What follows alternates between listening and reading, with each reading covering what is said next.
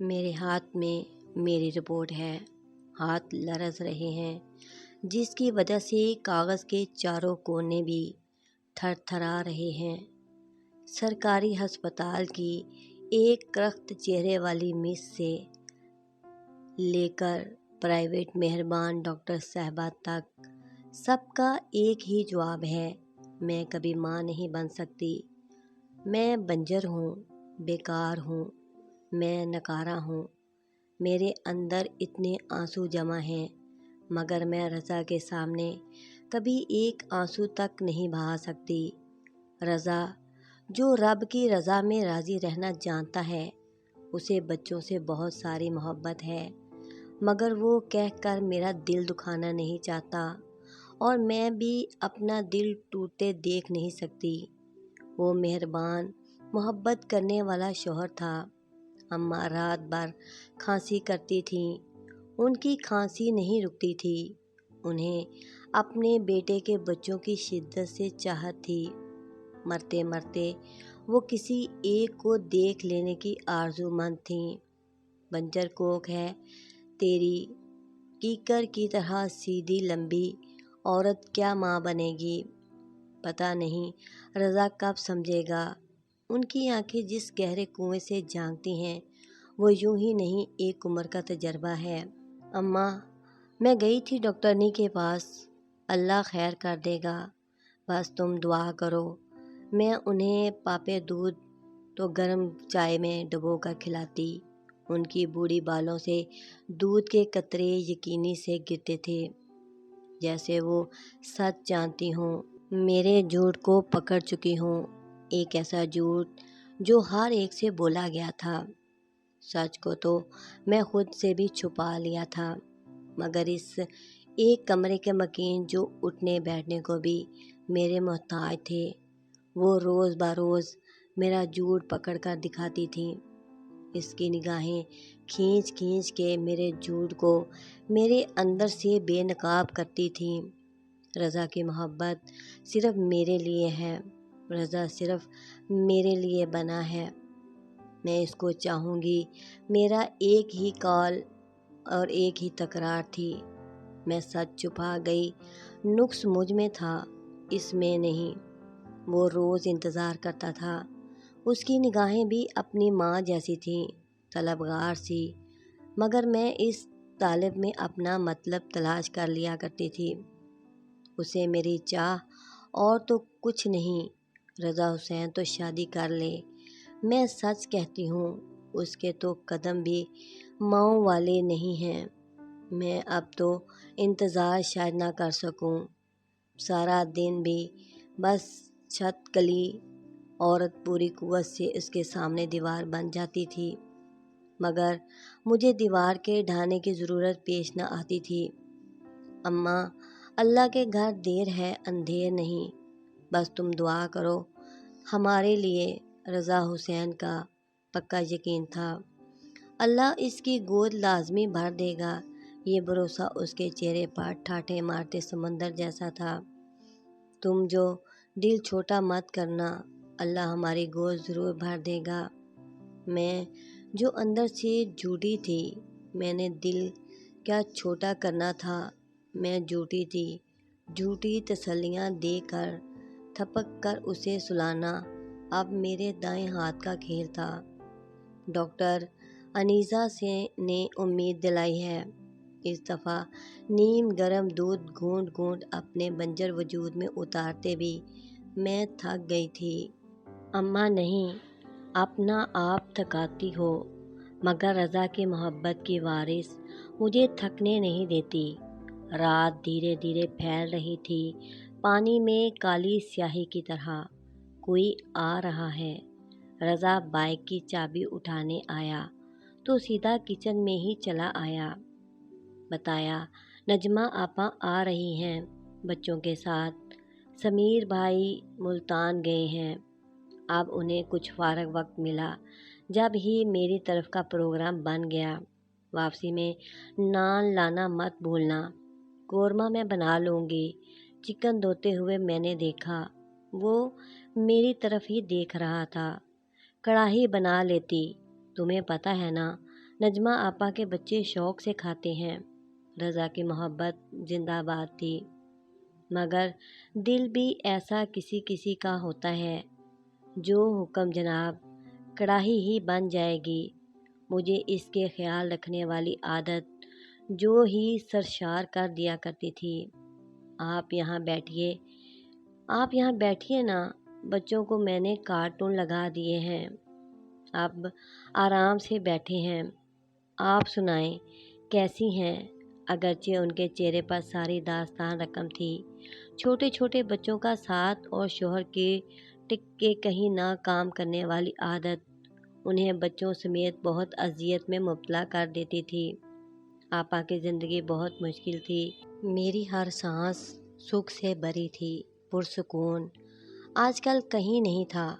عمر کیا تھی، 20 سال، پر لگتا تھا 220 سال بیت گئے ہوں۔ میں ناقابل برداشت بوجھ میں بدل چکی تھی، مگر میرا بوجھ تو نہیں تھا، اس جھوٹ کا بوجھ تھا جو میرے کندھوں پر سوار ہو گیا تھا۔ رضا تو مجھ سے بھی سال بھر چھوٹا تھا۔ میرا دل دکھ سے بھر گیا تھا۔ یہ اصغر بہت شرارتی ہے، آپا دیکھو تھکا ہوا ہے پھر بھی کھیلنے میں لگا ہوا ہے۔ رضا اصغر کو صحن میں بھاگتے دوڑتے اپنے دوسرے بہن بھائیوں کا پیچھا کرتے دیکھ رہا تھا۔ یہ تو صبح بھی بہت سویرے جاگ جاتا ہے اور پھر ایک دوسرے کے گلے ملتا ہے جیسے کہیں گیا ہوا ہو۔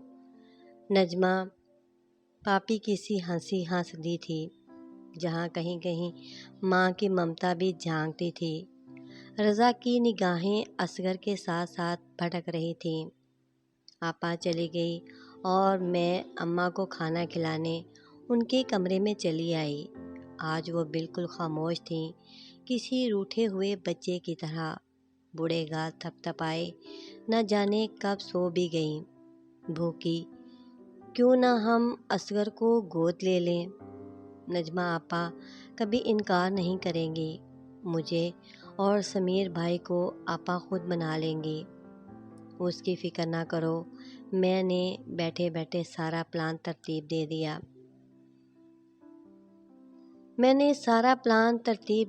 تھا جس طرح اصغر نے اٹھا مچا رکھی تھی، میرا بھی دل مچلا جاتا تھا۔ آئیڈیا تو اچھا ہے، تم بات کر کے دیکھو، بلکہ میں تو چاہتا ہوں کہ اصغر اس گھر کے سارے گملے توڑ دے۔ رضا خیالوں میں اسے گملوں کا ستیہ ناش کرتے دیکھ رہا تھا۔ اگلے دانت توڑوائے گا اپنے میں شبینہ حسین، اس کی بات کرتے کرتے یوں معمولی پر آ گئی تھی کہ جیسے وہ میرا ہی بچہ ہو، صرف میرا۔ آپا میں چاہتی ہوں کہ آپ اصغر مجھے دے دو۔ دوسرے روز دوپہر کے وقت میں نجمہ آپا کے ہاں گئی تھی اور آپا پھر اس کو کھیر کھلا رہی تھی۔ میرا دل بہت چاہتا تھا کہ میری بات پوری نہ ہو سکی تھی۔ ایک گلے میں آنسوؤں کا پھندا سا لگنے لگا، ایسا ہی بے اولادی کا پھندا بھی تھا۔ مجھے تو کوئی اعتراض نہیں، پر سمیر شاید راضی نہ ہو۔ اصل میں اصغر اسے بہت لگاؤ ہے، گھر میں سب سے چھوٹا ہے۔ تو آپا کچھ اٹک سی گئی تھی اور میں جو ان کے اندرونی حالات خراب دیکھ کر آس لگائے چلی آئی تھی، اب ہاتھ ملتی رہ گئی تھی۔ ہاں مگر تم لے جاؤ، اسے رکھو اپنے پاس، تم دل چھوٹا مت کرو۔ شبینہ، اللہ ایک دن تمہیں ضرور نوازے گا، بس حوصلہ بلند رکھو اور دل بڑا کر لو، انشاءاللہ اللہ سب ٹھیک کر دے گا۔ اس میں کیا ہے کہ میرے پاس رہے یا تمہارے پاس، کوئی فرق نہیں پڑتا۔ آپا نے مجھے تسلی دی اور گلے لگا لیا۔ 2-2.5 سال کے اصغر کی آنکھیں کتنی گول تھیں اور ان میں چھپی شرارتیں۔ مجھے سارا دن اسے دیکھنا اٹھانا اچھا لگتا تھا، مگر وہ مجھ سے مانوس ہونے اور نہ ہونے کے درمیان یہ مجھے دیکھتا رہا۔ اور اس دن پتوں کا ڈھیر اصغر نے نوچ پھینکا تھا۔ رات اتنی گہری نہیں تھی جتنی رضا اور میری آنکھوں میں نیند گہری تھی۔ آپا نے فون کر کے اسے سلانے کا ٹائم بتا دیا تھا، مگر وہ سونے کے بجائے بری طرح رو رہا تھا، مٹھیاں بھینچے اور گلا پھاڑ پھاڑ کر روتے ہوئے۔ وہ کسی قدر بھی فیڈر نوڈلز کو نہیں مان رہا تھا۔ ساری رات آنکھوں میں کٹ گئی تھی۔ بچوں کا کوئی تجربہ بھی نہیں تھا۔ شاید اسے پیٹ میں درد ہو، بھوک لگی ہو، میں سمجھ نہیں سکی۔ صبح صبح رضا بغیر ناشتے کے چلا گیا اور میں بڑی مشکل سے اماں کو دلیا کھلا رہی تھی۔ ماں کو یاد کرتا ہے، یہ کیوں لے آئی تو؟ اماں کے بغیر کیسے چپ ہوتا؟ پر تجھے کیا خبر؟ نرم رومال سے اماں کا منہ صاف کر کے اٹھی تھی کہ نجمہ پاسکر کو سینے سے لگائے چمٹائی کھڑی تھیں۔ رضا کے نکلنے کے بعد میں گیٹ بند کرنا بھول گئی تھی۔ وہ میں نے کہا کہ میں مل آؤں، اتنی صبح صبح ملنا تو نہیں چاہیے تھا، لیکن دل نہیں لگ رہا تھا۔ میں نے بغور انہیں دیکھا اور سوچا، ماں کے بغیر کیسے رہے گا؟ ٹھیک کہتی ہیں اماں، یوں بھی نہیں کہ پاس ہے میرے وہ ہم نفس، یہ بھی غلط کہ جدا ہو گیا۔ وہ شخص رضا اور میری آنکھیں کسی انجانے نقطے پر مرکوز تھیں، مگر میں نے وہ نقطہ نہ صرف ڈھونڈ لیا بلکہ پکڑ کر رضا کے سامنے لا کر رکھ دیا۔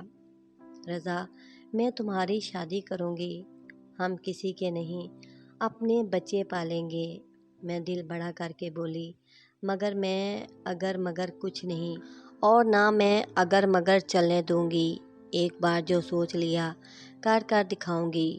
اگلے 9 ماہ بعد 4 ستمبر کو رضا کے کمرے میں میں نے اس کی دلہن فہمیدہ لا بٹھائی۔ آج ہماری 18 سالہ رفاقت میں پہلی دراڑ پڑنے والی تھی، مگر میں نے محبت کو تقسیم نہیں ضرب دینے کا سوچا تھا۔ بڑھے گی، کم نہیں ہوگی، مگر دل کا دھڑکا سا بھی ان چمٹا میرے عروج کی لکھی ہوئی تھی داستان تھی، جس میں میرے زوال کا حصہ بھی اسی کتاب میں تھا۔ میں ماں نہیں بن سکتی تھی، مگر رضا کو تو باپ بنا سکتی تھی۔ رضا حسین نے میرے ٹھنڈے ہاتھ اپنے گرم ہاتھوں میں لے لیے اور میں مسکرا بھی نہ سکی۔ ایک بوجھ سے نجات تو پا لی تھی، مگر اگلا مرحلہ میری سوچ سے بڑا کٹھن تھا۔ رضا، تم جاؤ، فہمیدہ تمہارا انتظار کر رہی ہوگی۔ چاند دھیرے دھیرے سرکتا رہا، نہیں معلوم کہ رات بھر میں کیا سوچتی رہی۔ فہمیدہ مجھ سے ڈری ہوئی تھی اور میں اس سے اگلی صبح ہم دونوں نے اپنے ڈر کے رنگ کو ملا کر ایک نیا رنگ تخلیق دے دیا تھا، محبت کا رنگ۔ میرا دل اتنا بڑا کبھی نہیں رہا تھا، مگر جب دل بڑا کیا تھا تو قدرت کو میری قربانی بھا گئی تھی۔ سارے ڈاکٹرز حیران ہیں، مگر میں حیران نہیں ہوں۔ اللہ تعالیٰ نے میری اور فہمیدہ کی گود ساتھ ہی بھر دی تھی۔ ارمغان اور صوفیہ، ہم تینوں کے بچے ہیں۔ میری رضا اور فہمیدہ کی دیوار گیر تصویر میں ایک مکمل گھر کی تصویر ہے۔ رضا، بچے، فہمیدہ، ہمارے آنگن میں پھر کوئی سونی شام نہیں آئی۔ اس طرح کی بہت اچھی کہانیاں دیکھنے کے لیے پلیز میرے چینل کو سبسکرائب کریں اور گھنٹی کو آل پر پریس کر دیں۔